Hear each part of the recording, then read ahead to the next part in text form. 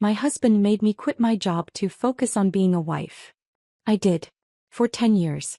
Then he served divorce papers. His lawyer said, "You have no skills, no income, no future." The judge looked at me with pity. I said nothing. Then my lawyer stood up. Asked one question. About the company I'd been running. Remotely. For 8 years. "Your Honor, this woman has no skills, no income, no future." His lawyer said it slowly. Deliberately. Like he was explaining something to a child. 10 years as a housewife. A decade-long employment gap. She's 53 years old.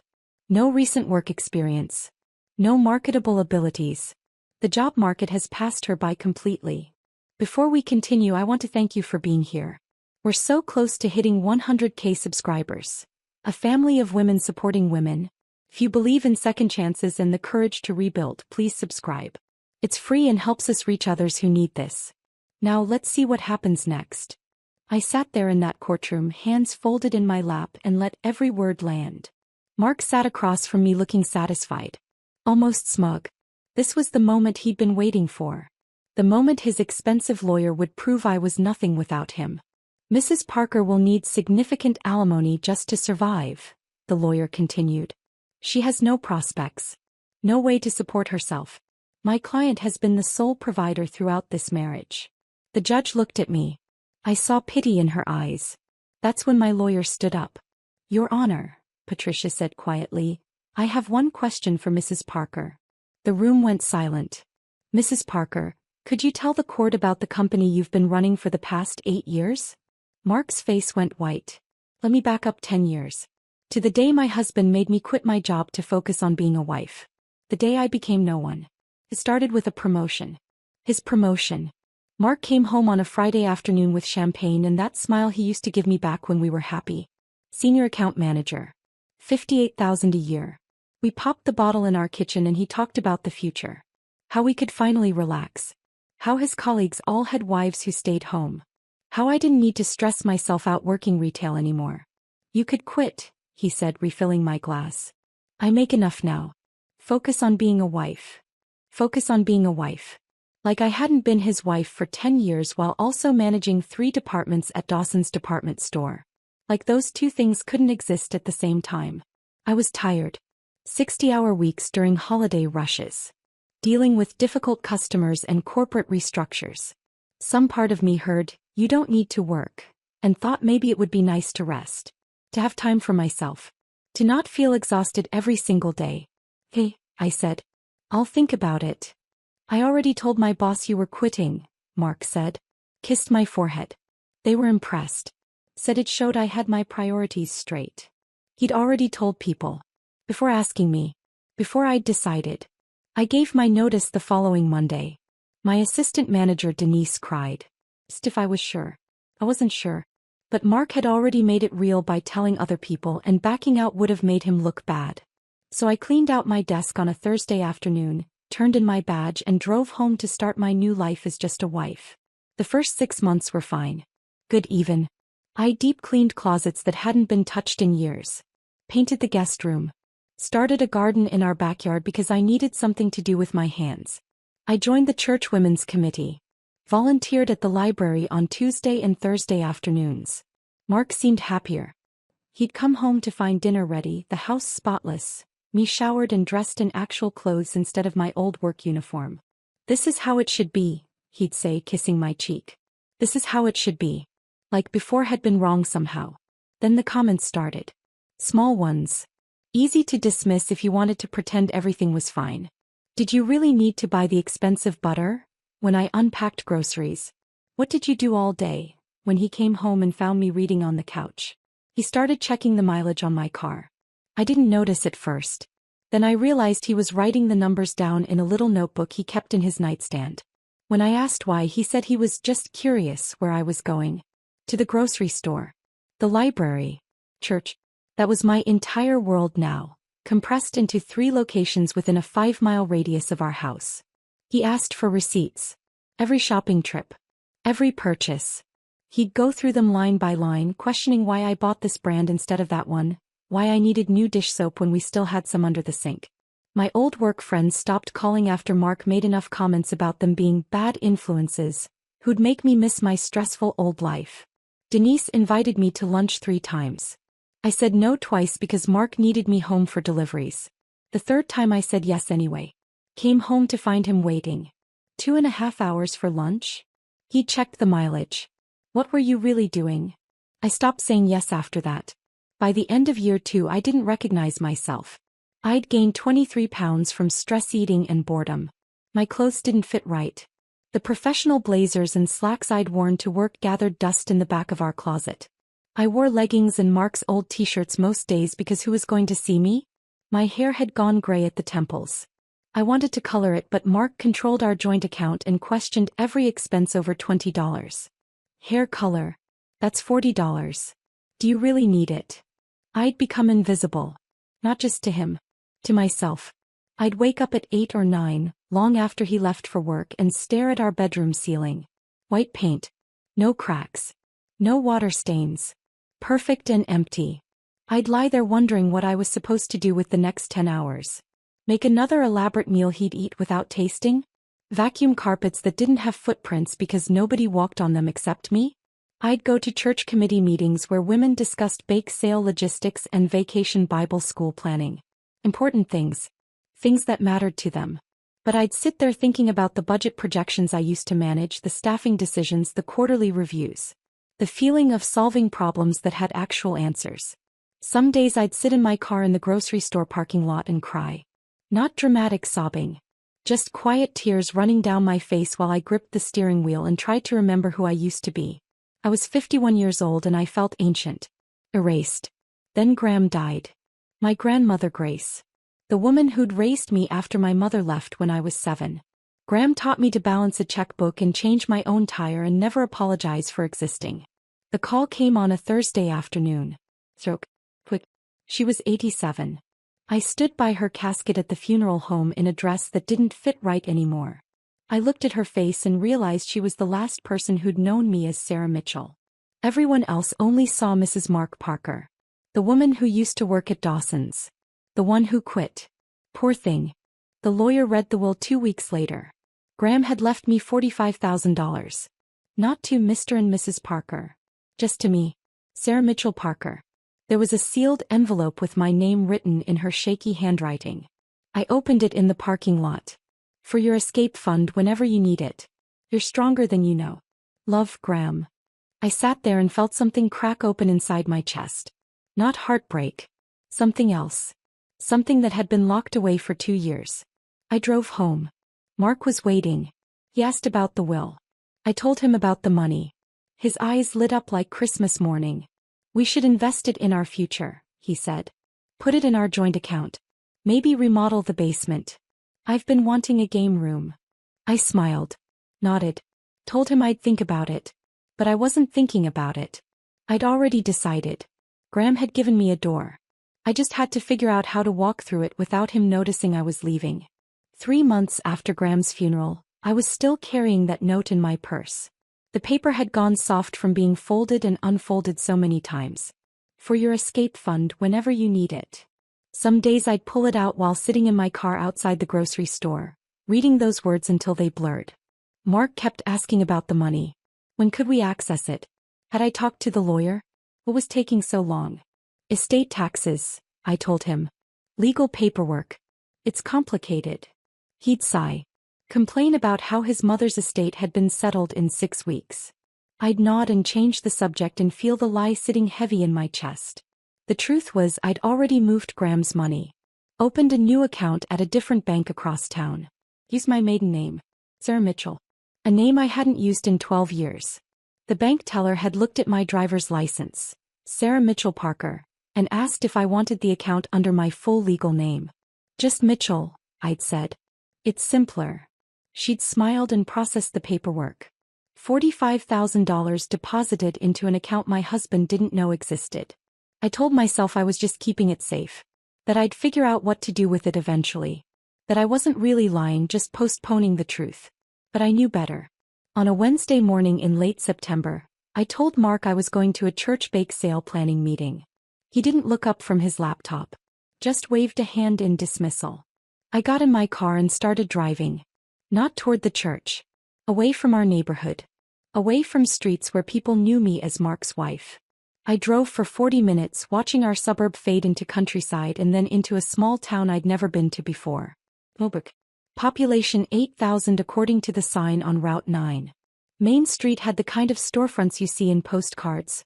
Brick buildings, striped awnings, a hardware store with its name painted on the window in gold letters. I parked and walked without knowing where I was going. Just walked. Past a bookstore. A pharmacy.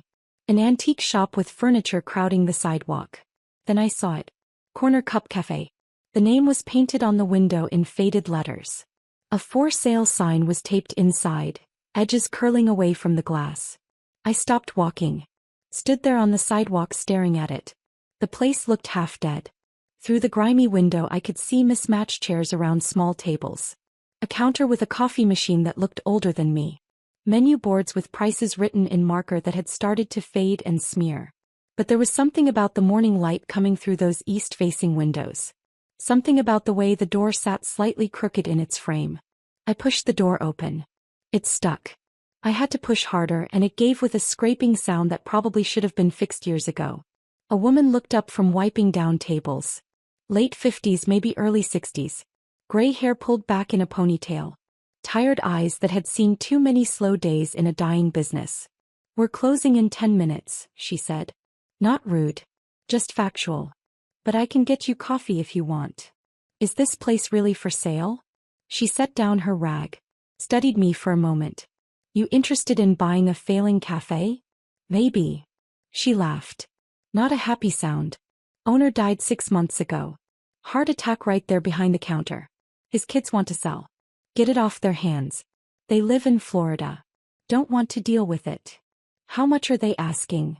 $38,000. For everything. Equipment, lease, business name, whatever inventory's left. She picked up her rag again. Place hasn't turned a profit in 3 years. You'd be buying a headache. I looked around. Counted 8 tables. The counter had 6 stools, only 4 of them matching. The coffee machine had a crack running down the side. The floor tiles were coming up in the corners. Can I get that coffee? I asked. Her name was Rita. She'd worked there for 18 years. Longer than I'd worked at Dawson's. She made me coffee in a chipped mug and didn't charge me for it. We sat at the table by the window and she told me about the place. How it used to be good. How the owner, Jerry, had stopped caring after his wife died. How customers had slowly stopped coming when the quality dropped and nothing got fixed. Why do you stay? I asked. Rita shrugged. Habit, I guess. Don't know what else I'd do. I'm 58. Who's hiring 58-year-old waitresses? I knew that feeling. That sense of being too old, too far removed, too unemployable. I drove home thinking about those east-facing windows. That crooked door. Rita's tired eyes. Mark came home after 9 that night. Smelled like beer and something sweet. Perfume maybe. He blamed it on happy hour with coworkers. Microwaved the dinner I'd left covered on the stove. Ate it in front of the TV without saying a word to me. I lay in bed that night doing math in my head. 45,000 from Graham. 38 for the cafe. 7,000 left for operating costs. Supplies. Maybe 1 month of safety net if things went wrong. It was insane. I hadn't worked in 2 years. I didn't know anything about running a food business. The equipment was old. The location was 40 minutes away. I'd have to lie to Mark every single day. But I knew retail. Knew inventory management. Employee scheduling. Customer service. Profit margins. I'd turned around 3 struggling departments at Dawson's. This was just smaller. More personal. I could do this. The next morning after Mark left for work, I called the lawyer handling the estate. Asked questions. Could I see the books? Was Rita included in the sale? What were the lease terms? The lawyer laughed when I asked about books. Lady, the old man ran everything on napkins and kept cash in a coffee can. You want to see the books? I can show you a shoebox full of receipts. I bought it anyway. Used my maiden name on all the paperwork. Set up an LLC. Mitchell Enterprises. Had the mail sent to a P.O. box in Millbrook that I rented under the same name. Bought a prepaid phone and hid it in my car, buried under the spare tire in the trunk where Mark would never think to look. The lying got easier with practice. The inheritance was still tied up. Lawyers were slow. These things took time. Mark believed me because I'd never given him reason not to. The hard part was the fear. I told Mark I'd joined an early morning prayer group at church. Tuesdays and Thursdays at 5 a.m. He barely looked up from his laptop when I said it. Didn't ask which church or who led the group or why I'd suddenly gotten religious at dawn. The first morning I drove to Millbrook to open the cafe, my hands shook so hard on the steering wheel I almost turned back. It was 4 in the morning. Still dark. The roads were empty. I felt like a criminal. Like someone would see me and know I was lying. No, I was sneaking around. No, I wasn't the obedient wife Mark had spent 2 years creating. Rita was already there when I pulled into the parking lot. Standing by her car with 2 coffee cups from the gas station down the street. She looked at me for a long moment. Then she walked over and handed me one of the cups. "You're really doing this," she said. Not a question. I nodded. Couldn't quite speak yet. "Okay then." She pulled out a set of keys. "Let's get started." We went inside together. Rita showed me how everything worked. The coffee maker needed 3 taps on the left side to start brewing. Had to be exactly 3. 2 didn't work. 4 made it overflow.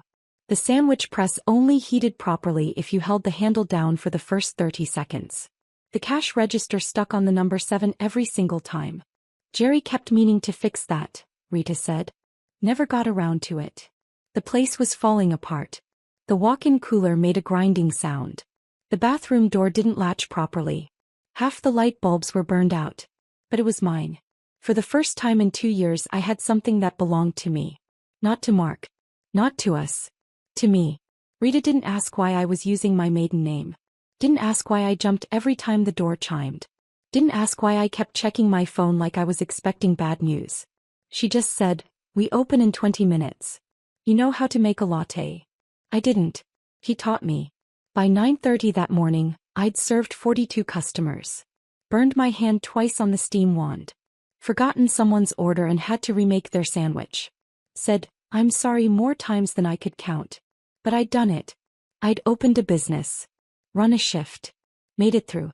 I drove home with burns on my hands and coffee stains on my shirt and my heart beating fast with something that felt like hope. Mark was still asleep when I got there. Mark was in the shower when I came through the door that first morning. I could hear the water running upstairs. Smell his cologne mixing with steam. I'd been awake for 5.5 hours. My hands smelled like coffee grounds and had 2 fresh burns from the steam wand. My back ached from being on my feet since 4:30. I was exhausted and exhilarated and terrified all at once. I changed my shirt in the laundry room. Stuffed the coffee-stained one in the bottom of the hamper. Washed my hands twice to get the smell out. By the time Mark came downstairs, I was sitting at the kitchen table with a cup of tea, looking like I'd just woken up. "How was prayer group?" he asked, pouring himself coffee from the pot I'd made. "Good," I said. "Peaceful." He nodded. Didn't ask anything else. Didn't wonder why I'd showered before leaving the house at 4:30 in the morning. Didn't notice the exhaustion I was trying to hide behind my teacup. That became my life. 3:45 wake-ups. Dressing in the dark while he snored off whatever he'd drunk the night before. Driving 40 minutes to Millbrook with the prepaid phone hidden in my purse. Opening the cafe at 4:30. Working until 9. Driving home. Pretending I'd been at church or running errands or doing anything except what I'd actually been doing. The first year nearly killed me. Rita and I worked alone most days. Just the 2 of us managing everything. I learned to make lattes and cappuccinos and macchiatos. Learned which customers wanted to chat and which ones wanted to be left alone with their coffee. Learned to prep sandwich ingredients so we wouldn't run out during the lunch rush. Learned to work the ancient cash register that still stuck on the number 7. Our morning regulars became familiar faces. Construction workers who came in at 5 for coffee before heading to job sites. Nurses finishing night shifts at the county hospital, looking exhausted in their scrubs. Truck drivers passing through on Route 9 who said our coffee was better than the chain places. There was Frank, a 68-year-old retired mechanic who came in every morning at 6.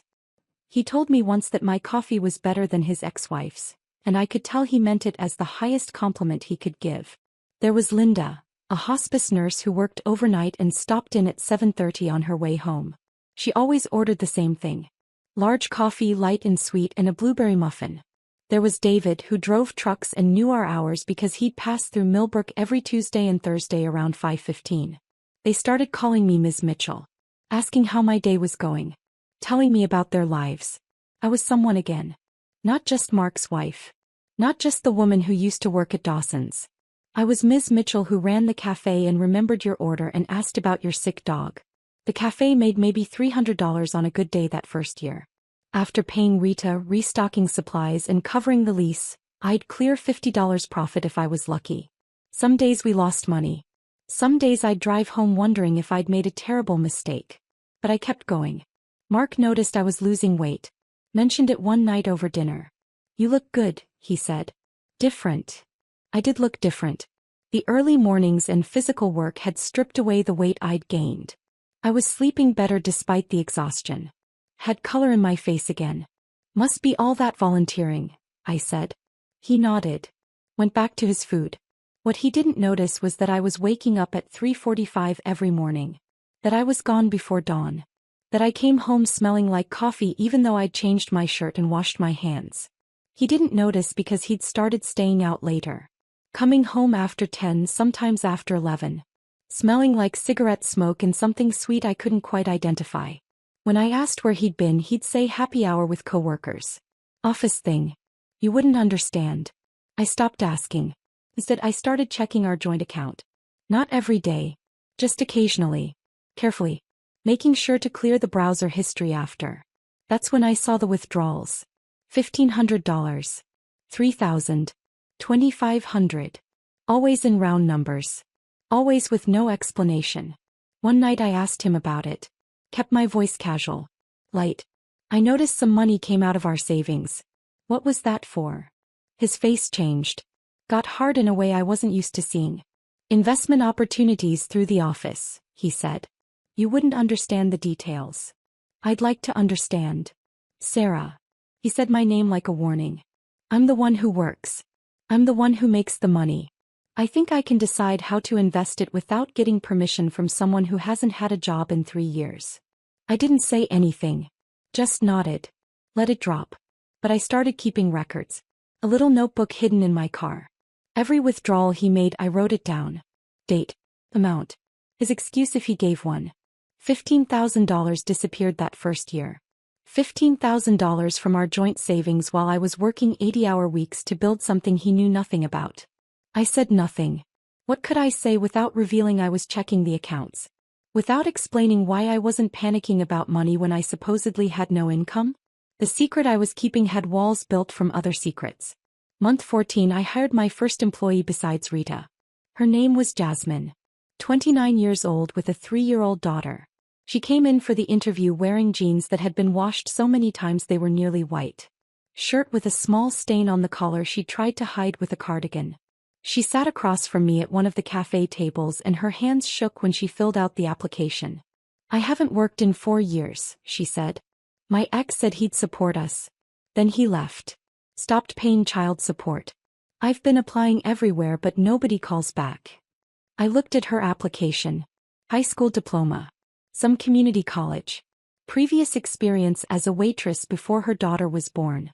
When can you start? I asked. She blinked. You're hiring me? $12 an hour. Tips split evenly between everyone working that shift.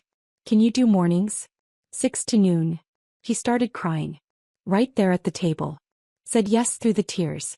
Said thank you about 15 times. Rita took her under her wing the way she'd taken me. Taught her the systems. Showed her how to handle the difficult customers with grace. Jasmine was good. Fast learner. Kind to people. Her daughter's daycare was 2 blocks away, so she could walk there after her shift. Then came Bobby. 42 years old. Line cook. Came in asking if we were hiring and I almost said no because we didn't really need anyone else yet. Then he mentioned he'd just gotten out. 3 years for possession. Couldn't find work anywhere because of his record.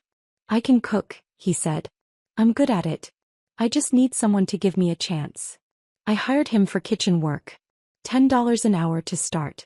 He showed up 15 minutes early to every single shift. Never complained. Made breakfast sandwiches that were so good people started coming in just for those. Maria came next. 52 years old. From Guatemala. Her English was rough but her baking was perfect. She made bread the way Graham used to, by feel not measuring. He had 3 kids. Husband had left her 6 months earlier. Disappeared back to Guatemala and left her with nothing. These people became my family. My real family. The ones who understood what it meant to rebuild yourself from nothing.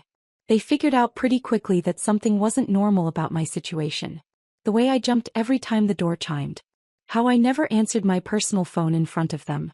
The fact that I insisted they call me Ms. Mitchell, never Sarah. Rita pulled me aside one morning during a slow period. "Honey," she said quietly, "I don't need to know your business. But we've got your back. Whatever you're running from or hiding from, you're safe here." I almost cried. Instead, I just nodded and went back to wiping down tables.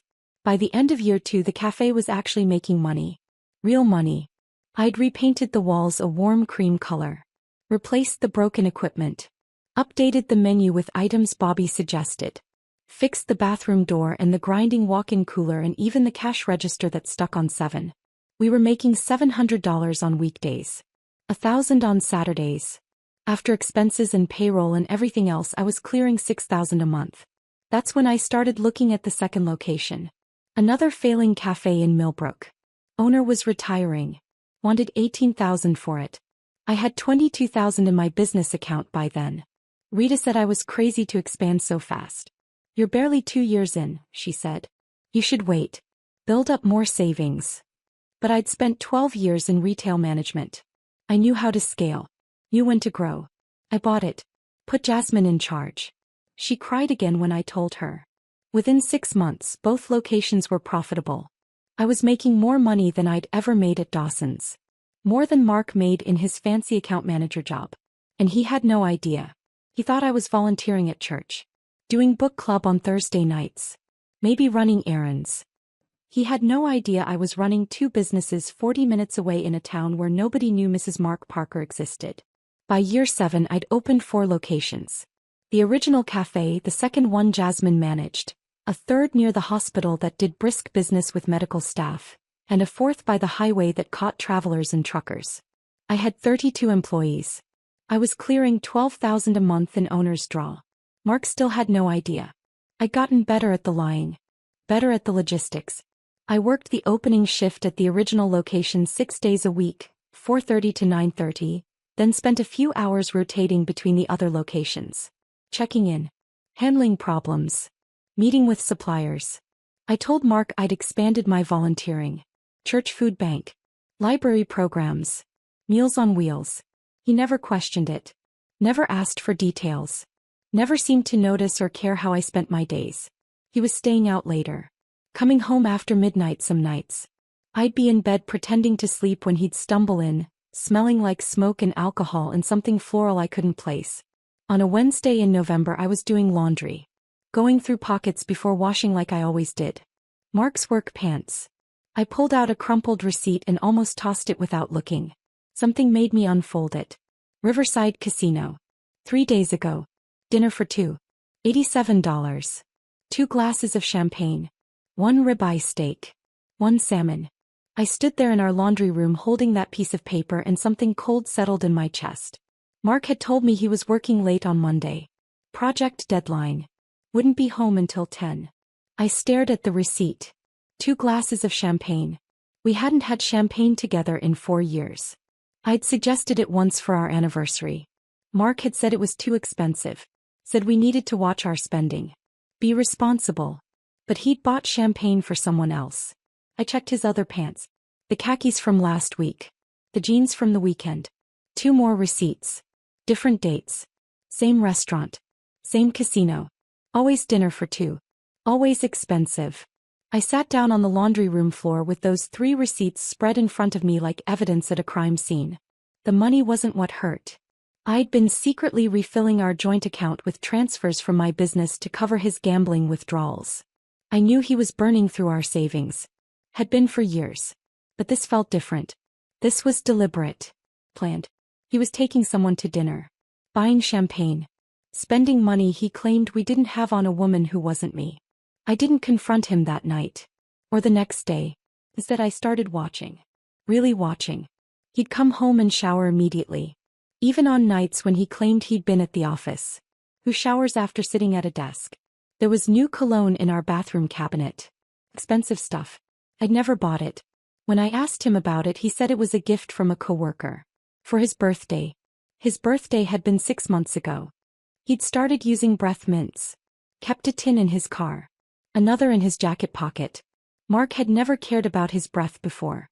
Now he was 54 years old and suddenly worried about it. The pieces were all there. I'd just been too busy building my businesses to put them together. 2 weeks after I found the receipts, I checked our joint account. Another withdrawal. $22,000. Gone.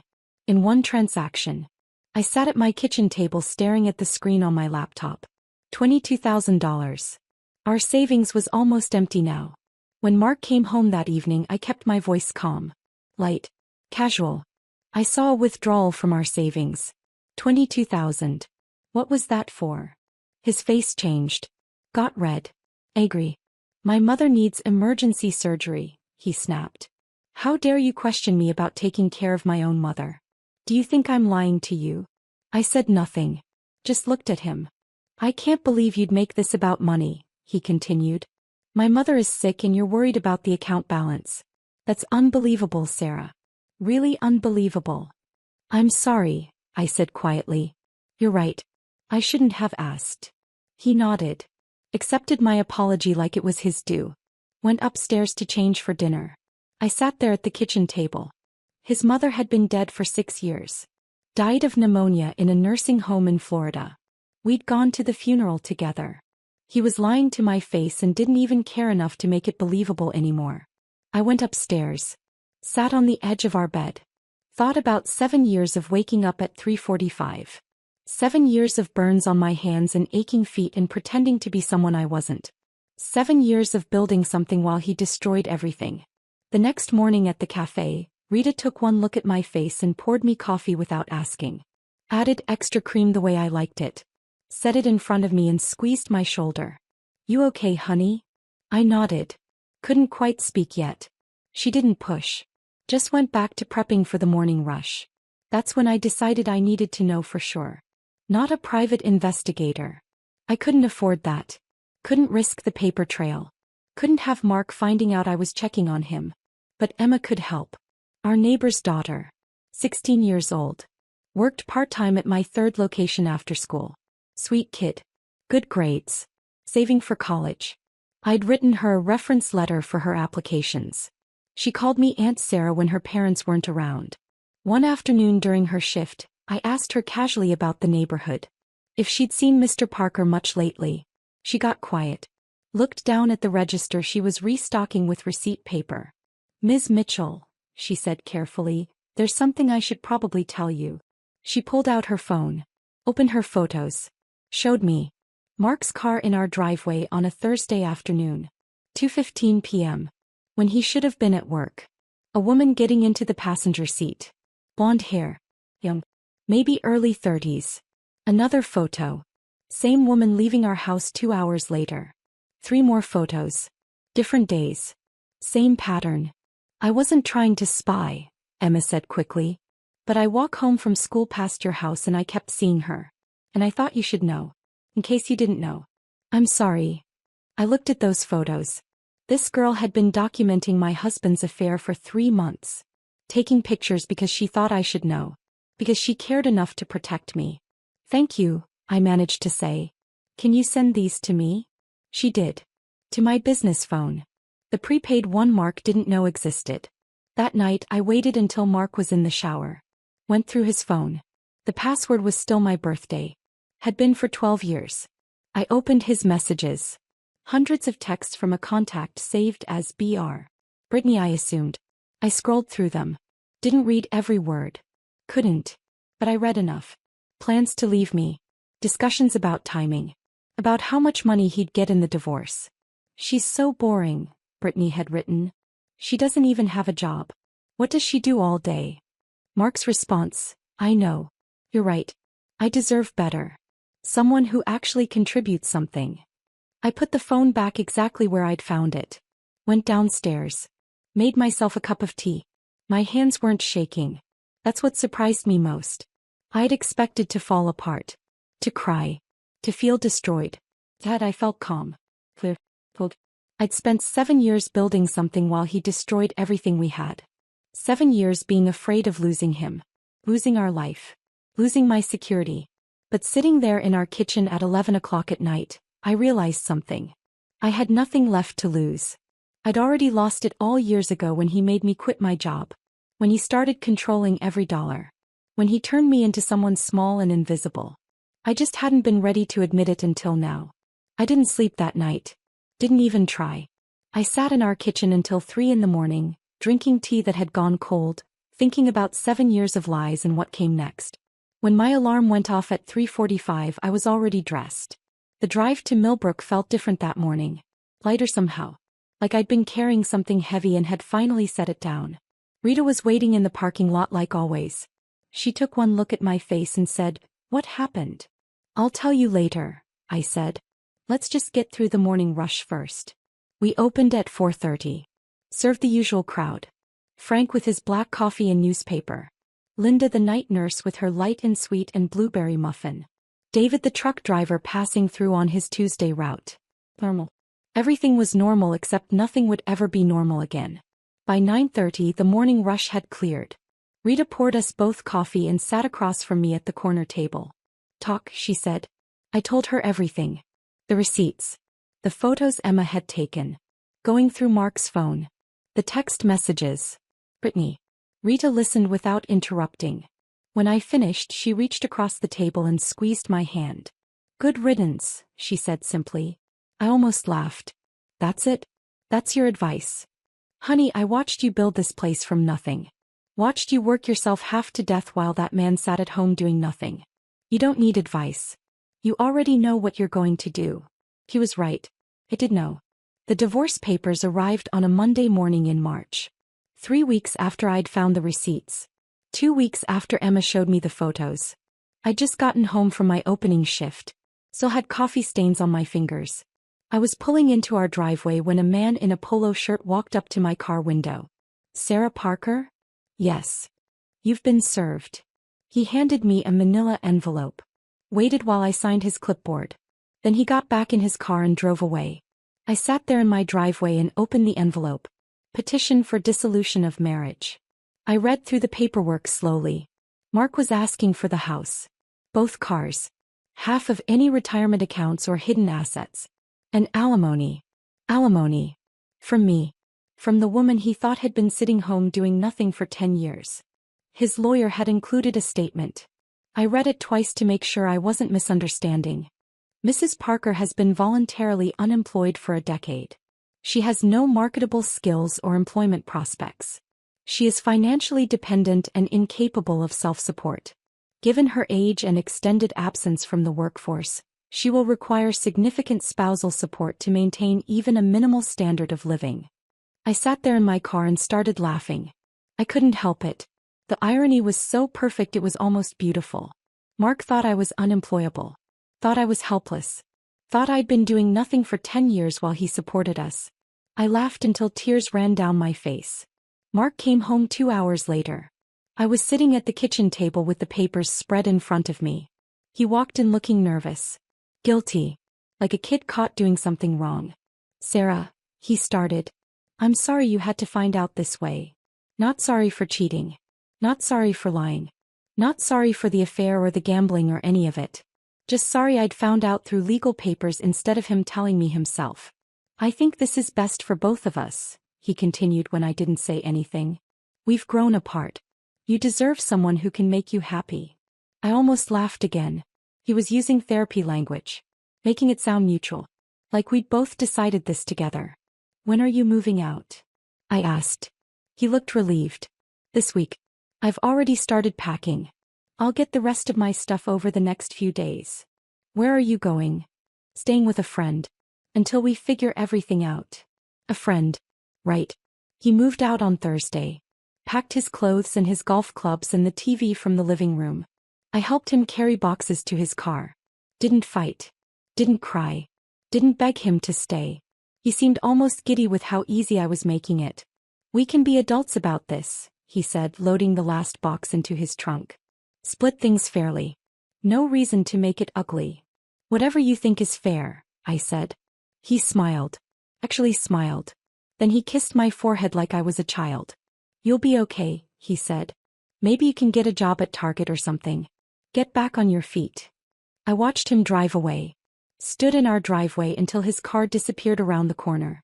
Then I went inside and called Patricia Chin. Patricia was 63 years old. Sharp-eyed and sharp-tongued. Her daughter Amy worked at my fourth location. Had been working there for 8 months. Amy had mentioned once that her mother was a lawyer who specialized in family law. I'd filed that information away without thinking much about it. Now I needed it. Patricia answered on the second ring. This is Patricia. Miss Chin, this is Sarah Mitchell. Amy's boss from the cafe. I need a lawyer. There was a pause. What kind of lawyer? Divorce. Come to my office. 2 o'clock today. Bring the papers. She took my case after hearing 5 minutes of the story. Said she'd seen men like Mark before. Said she'd handled her own ugly divorce 15 years ago and knew exactly how this would play out. He thinks you're helpless, she said, reading through Mark's filing. His lawyer thinks you're helpless. They're going to push for a quick settlement. Pressure you to take whatever they offer because they think you're desperate. I'm not desperate. No, Patricia said, looking up at me with something like respect. I don't think you are. A week later, Patricia came to Millbrook. Said she wanted to see my businesses. Understand exactly what we were working with. I took her to all 4 locations. The original cafe where Rita was managing the lunch rush. The second location where Jasmine had just hired 2 new employees. The third near the hospital that was doing steady business. The fourth by the highway where Bobby was training a new cook. Patricia met everyone. Rita gave her coffee and a cinnamon roll that made her close her eyes and make a sound of appreciation. Jasmine showed her the employee schedule she'd designed on spreadsheet software she'd taught herself. Bobby made her a breakfast sandwich that was so good she asked for the recipe. Maria hugged her without asking permission. Patricia took notes. Asked questions. Looked at everything with the eye of someone who knew what mattered. Afterward we sat in my office. A tiny room behind the original cafe with a desk I'd bought at a yard sale for $40 and a filing cabinet that didn't quite close right. Here's what's going to happen, Patricia said. His lawyer is going to paint you as helpless. They're going to argue you need support. Need help. Can't survive without your husband. They're betting you'll settle fast because you're scared and have no options. She paused. Looked at me directly. Are you scared? I thought about 3:45 a.m. wake-ups. Burned hands from learning to use a steam wand. Crying in my car in grocery store parking lots. Building something from nothing while Mark gambled away our savings. Working 6 days a week while he told people his wife didn't work. No, I said. I'm not scared anymore. Patricia smiled. Good. Because we're going to let them think they're winning right up until they're not. She explained her strategy. Minimal disclosure. Just enough to comply with court orders. Let Mark's lawyer make assumptions. Let them build their case on the belief that I was unemployable and helpless. Men like your husband, Patricia said, they believe their own lies. He's convinced himself you're nothing without him. His lawyer believes it because it's easier than the truth. He pulled out a legal pad. Started making a list. I need tax returns for Mitchell Enterprises. Employee testimonials. Business licenses. Franchise corporate documentation if you have it. Property deeds. Bank statements showing consistent income. Everything that proves you're not just employed, you're successful. She looked up. How many locations did you say you have? 4. Get me documentation for all 4. Actually, I said, I need to correct that. I bought 2 more properties last month. I'm signing the final paperwork tomorrow. Patricia stopped writing. Looked at me. Then she started laughing. Oh, she said, this is going to be fun. Patricia filed our response to Mark's petition the next week. I didn't read it before she submitted it. Told her I trusted her judgment. Smart woman, she said. The court date was set for November. 8 months away. 8 months of waiting. 8 months of pretending. Mark's lawyer started sending demands almost immediately. Lists of assets he wanted. Questions about my finances. Requests for bank statements and employment history and anything else they could think of. Patricia would read them at her desk while I sat across from her and she'd laugh. "Listen to this one," she said during one of our meetings. "They want documentation of any income you've received in the past 10 years. Any employment. Any business ventures." What do we tell them? The truth. She smiled. Petitioner has no significant assets to report in her name as Sarah Parker. Petitioner's employment history has been provided. Petitioner maintains no retirement accounts registered under her married name.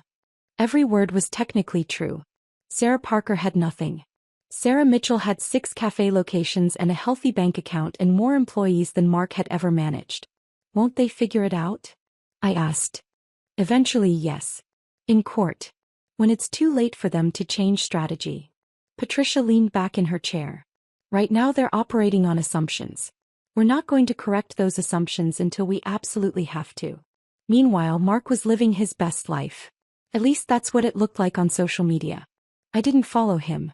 Didn't follow Brittany either. But Amy, Patricia's daughter who worked at my 4th location, would show me things sometimes. Not to be cruel. Just to keep me informed. Brittany posted photos of their trip to Miami. Beach shots. Fancy restaurants. Hotel room with an ocean view that probably cost $300 a night. New furniture being delivered to their apartment. A leather couch that looked expensive. A dining table that matched. Dinners at steakhouses with plates that cost more than most people's grocery budget. Where is he getting the money? I asked Patricia during one of our meetings. He pulled out a document. He took a loan against his car title. $18,000. Terrible interest rate. He's paying it off monthly at nearly $500. He thinks he's going to win, I said slowly. He thinks he's going to get the house and enough money for me to pay it all back. Exactly. I sat there thinking about that. Mark had borrowed $18,000 to finance his new life with Brittany. He was so confident he'd win the divorce that he'd gone into debt before it was even settled. The mediation sessions were the worst part. Court mandated. We had to attend 4 of them over those 8 months. Sit in a conference room with Mark, his lawyer, Patricia, and a mediator who was supposed to help us reach an agreement. Mark's lawyer would make his case. Paint me as helpless. Unemployable. Dependent. Mrs. Parker has been out of the workforce for 10 years, he'd say, looking at the mediator with practiced sympathy. That's a significant gap. In today's job market, a woman her age with no recent experience faces nearly insurmountable barriers to employment. I'd sit there with my hands folded in my lap, looking down at the table. We understand this is difficult, he'd continue. But with some retraining, perhaps community college courses, Mrs. Parker might find entry-level employment. Retail perhaps. Food service. Something to help her get back on her feet. Patricia would kick me under the table when my face showed too much amusement. I'd rearrange my expression. Look worried. Kitten. Yes, I'd say quietly when asked. It has been a long time. I am worried about my future. Mark would look at me with something between pity and contempt. Like I was a problem he was trying to solve as kindly as possible. The mediator would suggest compromises. Maybe Mark could keep the house but pay me a small settlement. Maybe I could take 1 car and he'd take the other. Maybe alimony for just 2 years instead of 5. Patricia would say we'd consider it. Take the proposals back to me. Think it over. We never accepted any of them. After the second mediation session, Patricia and I walked to our cars together. She was shaking her head. You're enjoying this too much, she said. Am I? Yes. I saw you trying not to smile when his lawyer called you unemployable. I had been trying not to smile. There was something darkly satisfying about watching them underestimate me so completely. About knowing what was coming and knowing they had no idea. But there were other nights. Nights when the satisfaction faded and I'd lie awake wondering if I was becoming like Mark. Keeping this secret made me just as much a liar as he was. I told Rita about it one morning during a slow period at the cafe. Don't you dare feel guilty, she said immediately. Her voice was sharp, firm. You didn't hide this business to hurt him. You hid it to survive him. But I'm lying to the court. To his lawyer. To everyone. No. Rita set down the cloth she'd been using to wipe tables. You're protecting yourself. That's different. I lost everything in my divorce 20 years ago. Everything. My ex hid assets, lied to the judge, made me look like the villain. I had to start over at 40 with nothing. You're not doing what he did. You built something while he was destroying everything. Those aren't the same thing. Jasmine said something similar when I mentioned it to her. She'd been restocking supplies in the back when I came in looking rough after a particularly bad mediation session. You did what you had to do, she said simply. That's not the same as what he did. I left my ex with $32 and my daughter. Slept in my car for 2 weeks. Nobody calls that lying. They call it surviving. But Bobby surprised me most. He pulled me aside one afternoon during a quiet shift. We were the only ones in the cafe besides one customer reading a book in the corner. Ms. Mitchell, he said quietly, I've lied to a lot of people in my life. For drugs. For money. For stupid reasons I'm not proud of. I spent 3 years in prison because of choices I made. I nodded. Waited for him to continue. But I never lied to protect myself from someone who was supposed to love me. What you did. That's not lying. That's survival. There's a difference. Coming from Bobby, who'd paid dearly for his mistakes, it meant something. Month 6 brought a crisis I hadn't anticipated. A man walked into my cafe on a Tuesday morning. I was behind the counter helping with the morning rush because one of our regular staff had called in sick. I looked up to take his order and my stomach dropped. Derek. Mark's coworker. I'd met him twice. Once at a company picnic years ago. Once at a barbecue at our house. Our eyes met. I saw recognition flash across his face. His mouth started to open. Rita moved faster than I'd ever seen her move.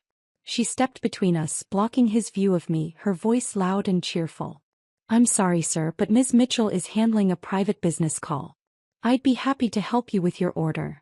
She physically turned him toward a table on the far side of the cafe. Away from the counter. Away from me. I disappeared into the back office. Closed the door. Sat down at my desk with my heart hammering so hard I could feel it in my throat. I heard Rita's voice. Friendly. Professional. Taking his order. Making small talk. After what felt like hours but was probably 10 minutes, she came to find me. He's gone, she said. Didn't see you. I made sure of it. Are you certain? Positive. Kept myself between you and him the whole time. Talked his ear off about the menu until he was too distracted to think about anything else. I sat there trying to breathe normally. That had been close. Too close. If Derek had recognized me and mentioned it to Mark, everything would have fallen apart. The secret would have been out before the court date. Mark would have had time to prepare. His lawyer would have had time to change strategy. That night, after closing the cafe, I sat in my car in the empty parking lot and called Patricia. I'm ready, I said. Let's finish this. The court date is still 3 months away. I know. But I'm ready. I'm done hiding. Done pretending. Done waiting for him to figure it out. Patricia was quiet for a moment. Okay, she said finally. Let's finish this. The final 3 months passed in a blur of preparation. Patricia and I met twice a week, going over documents, rehearsing questions, building our case piece by piece. Don't volunteer information, she'd remind me. Answer only what's asked. Keep your voice steady. Look at the judge, not at Mark. The night before the hearing, I couldn't sleep. Lay in bed in the house that would soon not be mine, staring at the ceiling, thinking about 10 years of marriage. 8 years of secrets. One day to end it all. I got up at 3:45 out of habit. Made coffee. Sat at the kitchen table in the dark. At 5 my phone buzzed. A text from Rita. We're all with you today. You've got this. Another from Jasmine. Kick his butt, boss. Bobby sent a photo of a breakfast sandwich with a note. Made this thinking of you. Go show them who you are. Maria sent a prayer in Spanish I had to use a translator to read. I got dressed carefully. Not in my usual jeans and cafe t-shirt. In a navy dress Jasmine had lent me. Simple. Plain. No jewelry except my wedding ring, which I'd kept wearing through everything because Patricia said it would look better in court. Low heels that hurt my feet. Hair pulled back in a bun. No makeup. I looked in the mirror and barely recognized myself. I looked tired. Older. Exactly like what Mark's lawyer would expect. Perfect. The courthouse was downtown. 40 minutes from Millbrook. I got there 30 minutes early and sat in my car, breathing slowly, trying to calm my racing heart. Patricia met me at the entrance.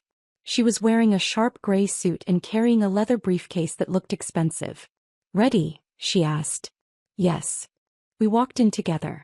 Through security. Up the elevator. Down a hallway that smelled like floor polish and old coffee. The courtroom was smaller than I'd expected. Beige walls. Fluorescent lights humming overhead. Wooden benches that looked uncomfortable.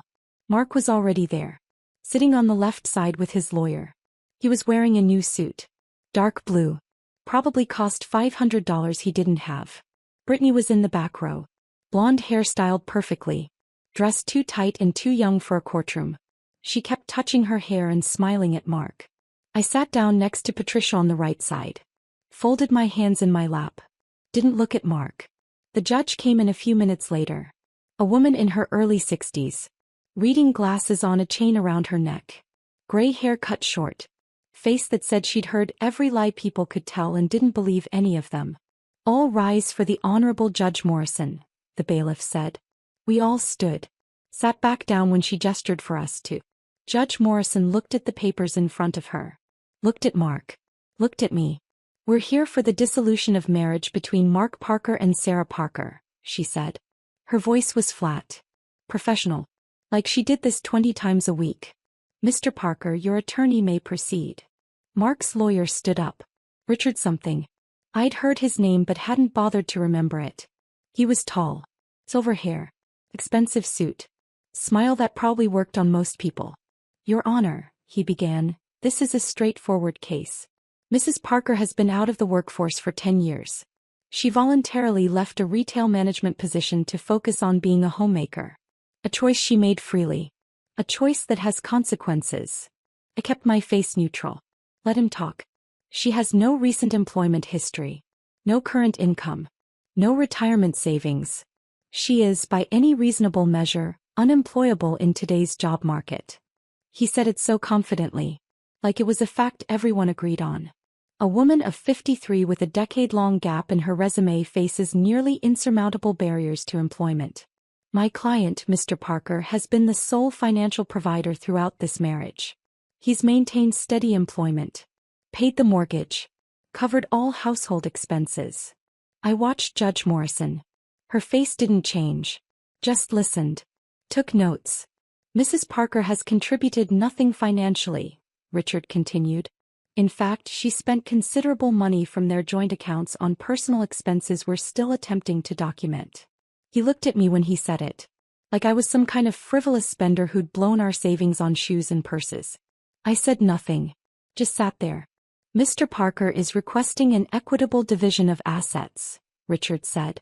Which, given Mrs. Parker's complete lack of financial contribution, means she should receive minimal settlement. Perhaps enough to get her through 6 months while she seeks employment. Entry-level retail. Food service. Anything to help her rebuild basic work skills. Entry-level retail.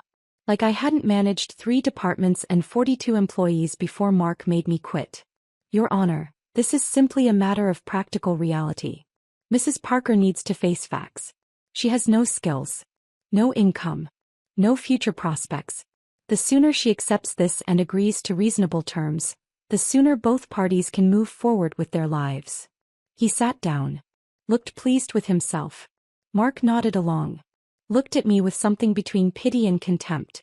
Brittany was smiling in the back row. Judge Morrison made another note.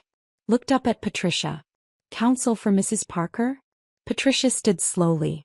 She's not a tall woman. 5'4" maybe. But something about the way she moved made the room feel smaller. Your Honor, she said, her voice calm and clear, I have just one question for Mrs. Parker.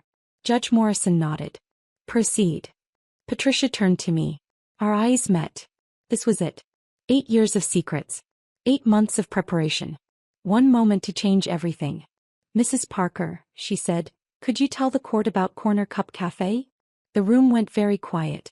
I could feel Mark's confusion from across the aisle. Heard Brittany shift in her seat behind him. I stood up. Smoothed down the borrowed dress. Looked directly at Judge Morrison. Your Honor, I own and operate Corner Cup Cafe.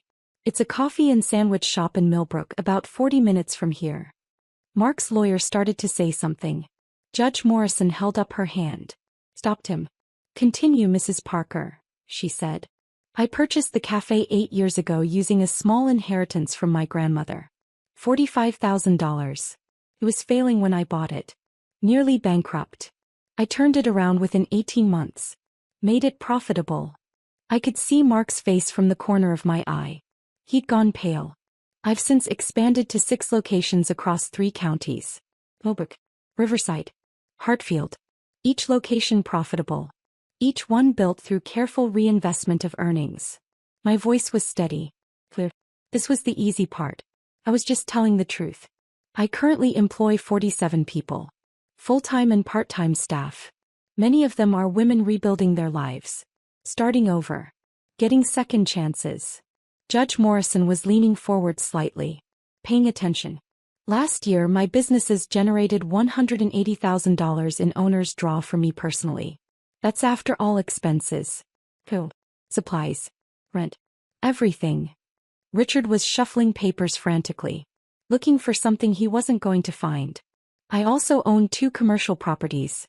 The buildings that house my 4th and 5th locations. Purchased with business profits. Valued at approximately $400,000 combined. I paused. Took a breath. I work opening shifts 6 days a week. 4:30 in the morning until 9. Sometimes longer when we're short-staffed or training new employees. I've been doing this for 8 years. I finally looked at Mark. His face had gone from pale to gray. His mouth was slightly open. I've never missed a mortgage payment on our house, I said, still looking at him. In fact, for the last 4 years, my income has been supplementing our joint account. Covering withdrawals my husband made. $45,000 total. The exact amount of my inheritance. Money he spent on gambling losses and his affair. Brittany stood up in the back row. Walked out. I heard the courtroom door close behind her. Mark didn't even notice she'd left. Patricia stood and pulled documents from her briefcase. Thick folders. Years of careful record-keeping. Your Honor, I'd like to submit evidence supporting Mrs. Parker's testimony. She handed the first folder to the bailiff, who passed it to Judge Morrison. Tax returns. 8 years of them. Showing consistent business income under Mitchell Enterprises, LLC. Employee testimonials. Letters from Rita, Jasmine, Bobby, Maria and 15 others. Talking about Ms. Mitchell, who gave them jobs when nobody else would. Who paid fair wages. Who treated them like family. Health inspection reports. All 6 locations. All passing. All signed by Sarah Mitchell as owner-operator. Business licenses.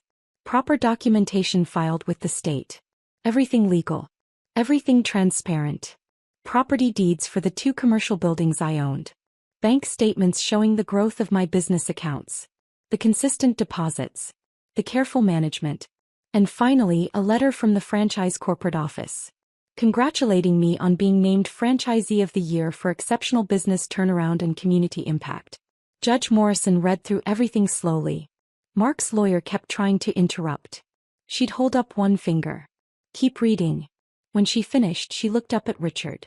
Counsel, you were saying Mrs. Parker has hidden assets? Richard stood quickly. Your Honor, these documents show clear deception. Mrs. Parker deliberately concealed. Every business document was filed properly with the state, Patricia interrupted calmly. Under Mrs. Parker's legal maiden name, which she has every right to use. All taxes were paid. All business dealings were completely legitimate and transparent. But she never told my client. The only thing Mrs. Parker hid, Patricia said, her voice sharp now, was her business from a husband who'd proven himself untrustworthy with money. She pulled out another document. Bank statements for our joint account. Your Honor, over the past 8 years Mr. Parker withdrew $45,000 from their joint account. The exact amount of Mrs. Parker's inheritance from her grandmother. He spent it on gambling losses and funding an extramarital affair. Meanwhile, Mrs. Parker was actually depositing money into that same account from her business earnings to keep their household afloat and prevent their mortgage from defaulting. He let that sink in. Mr. Parker has already taken his share. Every penny Mrs. Parker earned through her business was kept completely separate from marital assets. Judge Morrison looked at Richard. Does your client have anything else to present? Richard looked at Mark. Mark looked like he might be sick. No, Your Honor, Richard said quietly. Judge Morrison took off her reading glasses. Set them on her papers. Looked at Mark for a long moment. Mr. Parker, your wife spent 8 years working 80-hour weeks to build a successful business while you gambled away your family's savings and pursued an extramarital affair. Mark started to speak. She held up her hand. The fact that you didn't know about her business speaks to your lack of attention, not her lack of transparency. This court finds that you've already received more than your fair share of marital assets through your systematic depletion of joint accounts. She picked up her pen. Started writing. Mr. Parker will receive his personal belongings, his vehicle, and half of his retirement account that he hasn't already borrowed against. Mrs. Parker will retain the marital home, all business assets, all business-related properties, and all business accounts. No alimony will be awarded to either party. Mark's face went red. Your Honor, that's not. Consider yourself fortunate this ruling isn't worse. Judge Morrison's voice was ice. We're done here. She stood. Left through the door behind the bench. I sat there for a moment, not quite believing it was over. Patricia squeezed my arm. Congratulations. I walked out of that courtroom on shaking legs. Patricia beside me. Through the doors into the hallway. And there they were. Rita, Jasmine, Bobby, and Maria. Standing together near the elevators. They'd driven up together. Taken the morning off. Come to be there for me.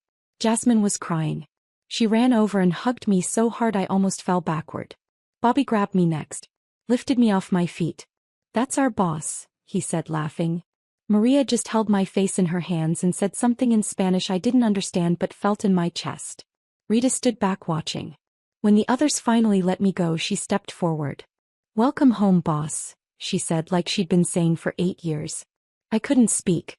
Just nodded. Tried not to cry. We stood there in that courthouse hallway, the 5 of us, until Patricia said she needed to file some paperwork and I should go home. Rest. Let it all sink in. But I didn't get to leave yet. Because Mark found me in the parking lot 20 minutes later. I was walking to my car with Rita and the others when I heard my name. Sarah. I turned. He was standing by his car. Brittany wasn't with him. I'd seen her leave during the hearing. Walk right past the courthouse windows. Didn't even wait to hear the outcome. I'll wait in the car, Rita said quietly. The others followed her. Left me standing there alone with my ex-husband. He looked smaller somehow. Older. The new suit that had looked expensive in the courtroom just looked like clothes now. You've been lying to me for 8 years, he said. I stopped walking. Turned to face him completely. Yes, I said. I lied about where I went every morning. I lied about what I did with my grandmother's money. I lied about having no income, no prospects, no future. I took a breath. You lied about loving me. About respecting me. About where our savings went. About working late. About who you were spending time with. You lied about your mother needing surgery. Your mother who's been dead for 6 years. He flinched. Looked away. The difference, I continued, is that I lied to survive you. You lied because you stopped caring enough to tell me the truth. He started to say something. I held up my hand. The same gesture Judge Morrison had used. We're done here, I said. I got in my car. Rita was in the passenger seat. Jasmine and Bobby and Maria were in Jasmine's car behind us. I drove away. Didn't look back. We went to the original cafe. Even though it was the middle of the day and we were all supposed to be working. We went there because it was home. Rita made coffee. Bobby made sandwiches nobody ate. We just sat there at the corner table. The 5 of us. Not saying much. Just being together. 3 months later, everything had changed and nothing had changed. I sold the house. Moved into a small 2-bedroom apartment in Millbrook. Walking distance from the original cafe. I could see the morning light through those east-facing windows from my bedroom.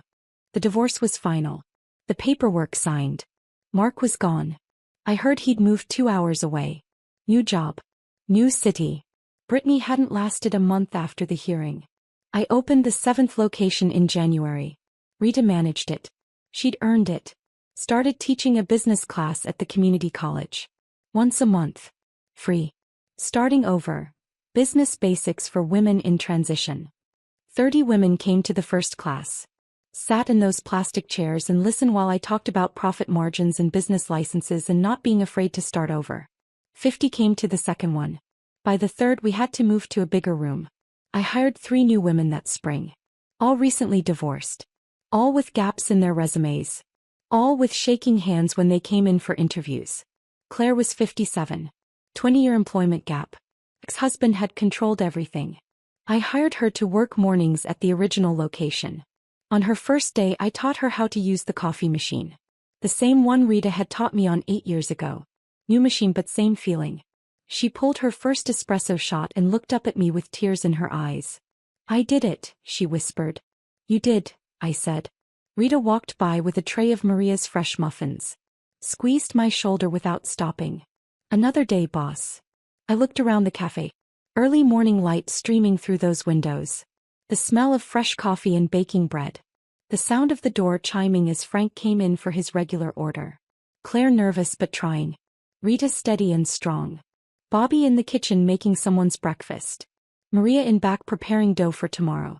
This was my life now. This was what I'd built. Not for revenge. Not to hurt Mark. But to save myself. On my desk in the back office I'd framed Graham's note. "For your escape fund whenever you need it. You're stronger than you know." I was stronger. I knew that now. And every morning at 5 a.m. when I unlocked that door and turned on those lights and started the coffee brewing, I proved it all over again. If this story of quiet strength and ultimate justice had you cheering, hit that like button right now. My favorite part was when Sarah finally revealed her 6 thriving businesses in that courtroom. What was your favorite moment? Drop it in the comments below. Don't miss more inspiring stories like this. Subscribe and hit that notification bell so you never miss an upload.